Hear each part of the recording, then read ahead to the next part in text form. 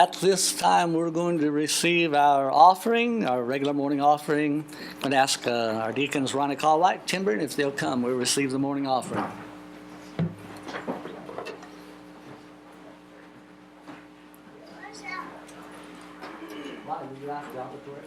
Dear Lord, we thank you that you gave us this opportunity to be in your house today. We thank you that you provided a way for this church to continue on for 165 years. We know that probably there's been times you've been disappointed in us, but we've never been disappointed in you. Please continue to bless us that we can continue on to spread your word for generations that will come. Be with us in this day that we do everything that's pleasing to you. Forgive us for failure. Bless this offering that it might be used for the betterment of your word. Amen. Amen.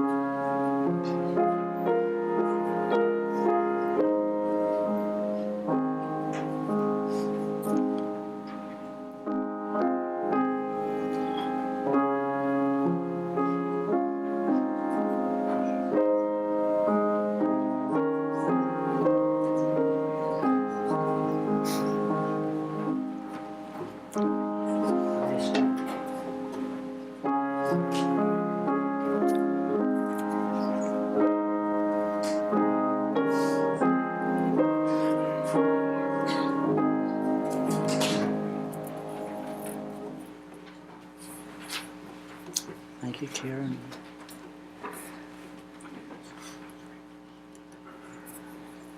Not many times in my lifetime will I ever have the opportunity to introduce as distinguished a guest as we have next on our program.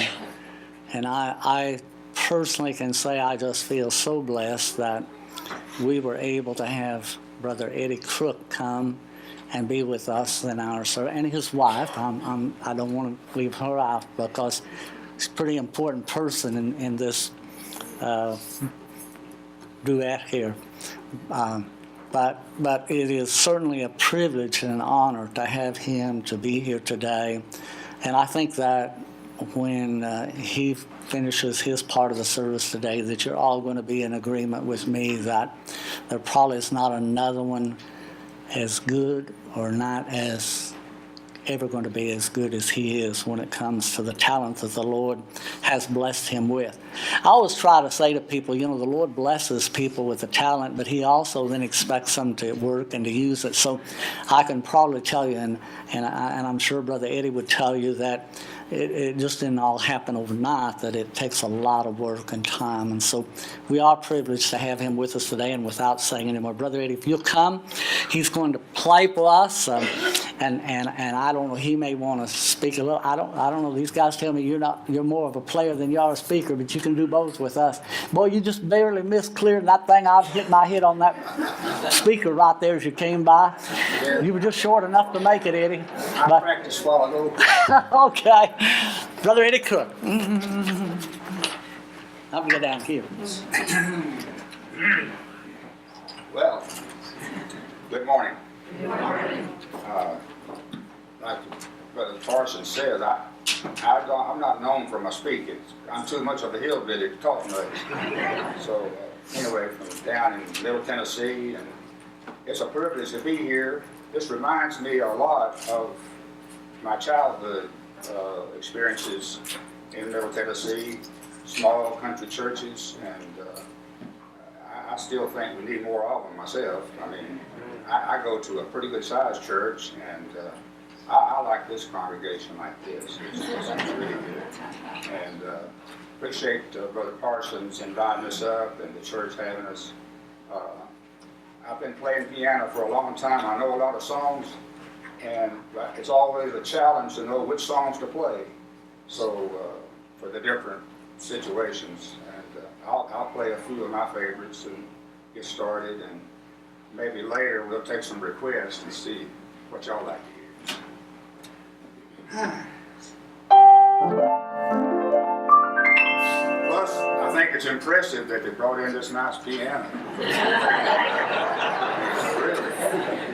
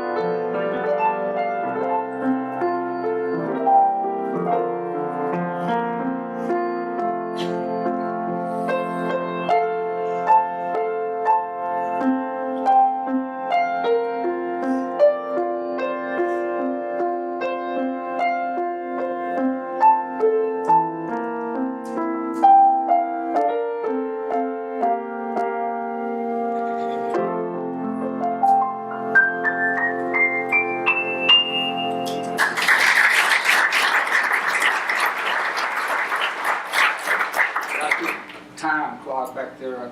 He said play 30 minutes, 25 minutes. I've already played 20, right? Like I said, first of all, I need to give my testimony, I guess, so y'all know I'm not, too far off there. I was raised kind of in the country, exposed to a lot of churches, a lot of people.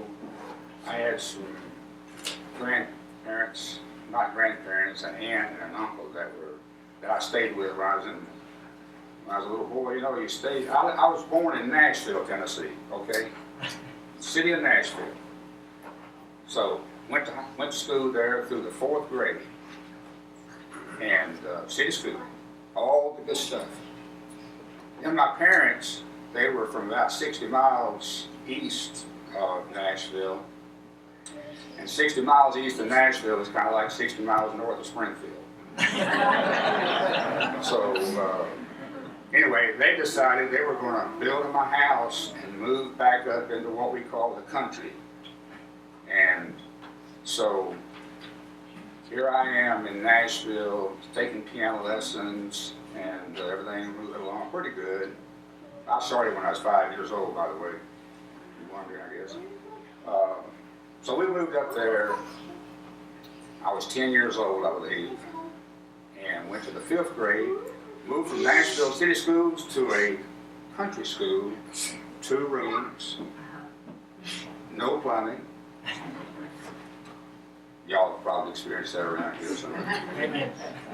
So playing the piano there was not looked upon kindly to a young man or boy. That was a girl's thing, okay?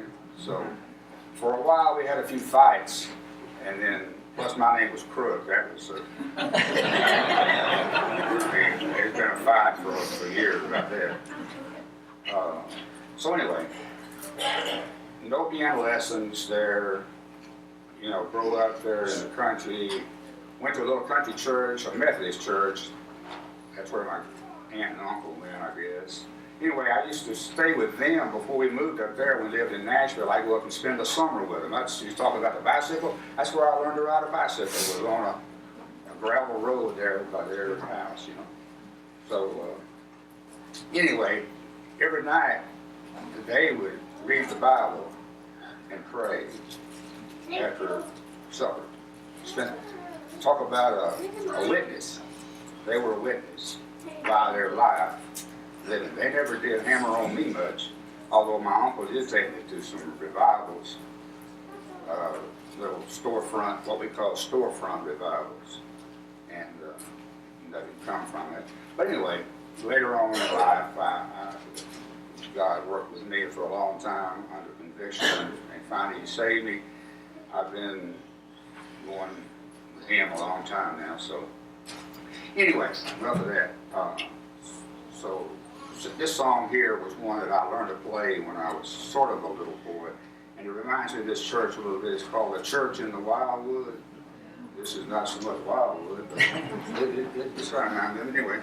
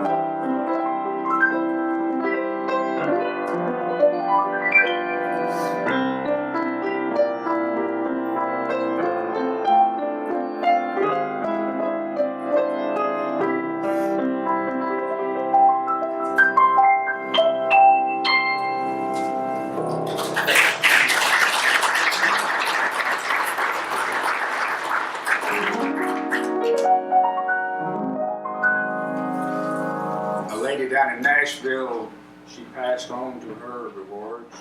Her name was Dottie Rambo. They had a singing group called the Rambos. I knew them real well, all the way back into the late 60s. You might not know or don't care, but I played in gospel music for many years. I traveled, you know, these gospel groups. You probably have heard of Bill Gaither. That might be the extent of your gospel music experience, I don't know. But there was a lot going on before him. I was at his house one time in Alexandria, Indiana, and he was always pitching songs. I was playing piano with a singing group called the Happy Goodman Family. Played piano with them for about 10 years. So we went to a lot of places and sung at a lot of places. Met a lot of people. Picked up some songs here and there, you know. Anyway, Dottie Rambo, she wrote a lot of songs that you probably sung in your book here. I was impressed that y'all have choir practice here. I heard a lady talking about choir practice. That's pretty impressive. But anyway, it might be in your songbook. It's the melody is Danny Boy, but she put gospel lyrics to it called "He Looked Beyond My Fault and Saw My Needs," which we can all relate to that, can we not? Right. So if it's okay, I may play that. You won't know if I'm playing Danny Boy or if I'm playing "He Looked Beyond My Fault."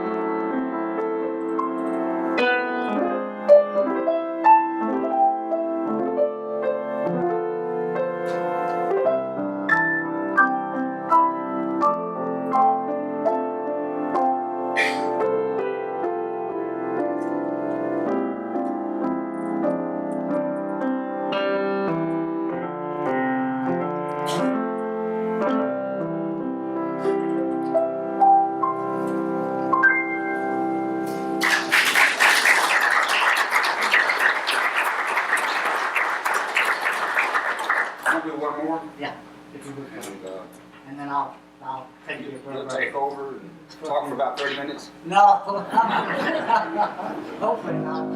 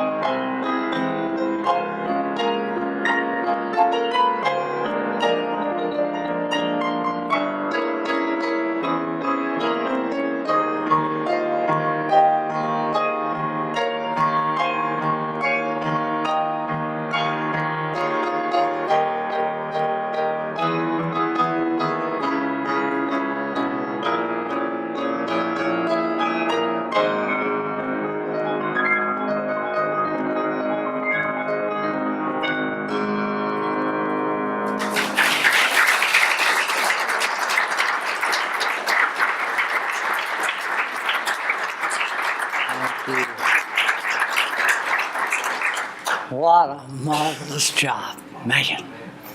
He just makes that look so easy, doesn't he? And so effortless, and my goodness. I keep wanting to get up and go in and see if there's really just that many keys on that piano, you know. He has so many sounds out of it. My goodness. He did a wonderful job, thank you. And please, it's Kent here. I looked around when you said Brother Parson. I looked around to see if my dad maybe had come back or something, because I tell people I'm his oldest son. I'm on a first name basis with everyone, and I know you fellas from out of state. You're accustomed to everybody's brother so and so and sister so and so, and I probably should be disciplined a little more than I am in that respect. But I tell them, you know what? I'm Kent to you out here on the street. I'm Kent to you here in the church. And wonderful job.